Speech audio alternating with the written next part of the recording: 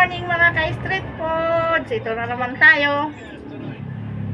Another day naman. Start naman tayo magluto ng pugo. Para naman sa pagtinda. Gandang araw mga ka-street foods. Kumusta kayo riyan? Nakapaghanda na ba kayo ng paninda nyo? Kami, start na maghanda.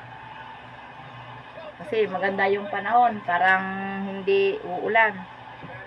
Nakakumita. Kumusta ang buhay-buhay street foods? Kumita ba kagabi?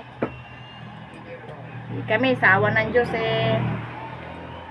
nakakuha naman ng pangkain ngayong araw. Nakabili uli ng paninda. Sana mamayang gabi uli, makakuha kami uli ng pangkain namin bukas.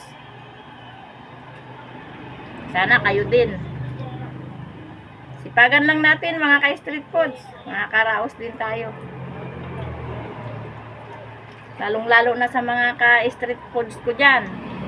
Nakatulad kong nangungupahan lang ng barong-barong.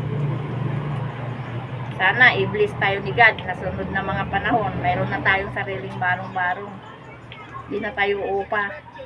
Hindi na tayo magtitiis ng tumutulo ng tirahan.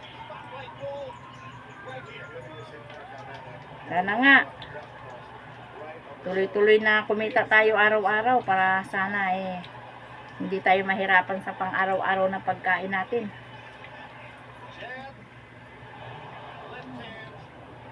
Malapit na ang pasukan, mga ka-street foods.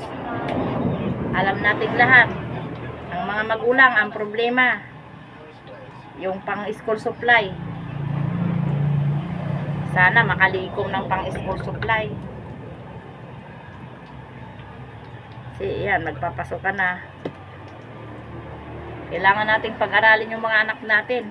Nang sa ganun, hindi matulad sa hirap ng buhay natin. Hirap talaga Daan na lang natin sa ngiti. Kahit mahirap. Basta't lagi tayong mag-pray kay God. Makakaraos din tayo. Sana pagbabayan tayo, huwag lang magkakadiferensya ang buong pamilya. Masaya na tayo na. Lalo na sa kalagayan namin nangungupahan. Kung magkakasakit pa kami, mga ka-street foods, wala na kami pang pa-hospital dahil malamang hindi na kami magpapa-hospital, pang-upa na lang ng bahay. Kasi wala kaming matitirhan kung palalayasin kami pag di kami nakaupa. Kawawa naman mga anak ko, itira ko sa ilalim ng tulay. Kaya sipag at tiyaga, makakuha lang ng pangkain at pang-upa ng bahay.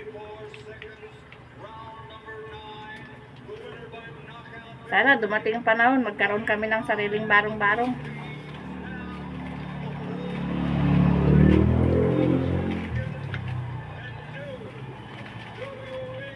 Ako nga po pala, si Bing Street Foods. God bless you. Thank you for watching. Please like, subscribe.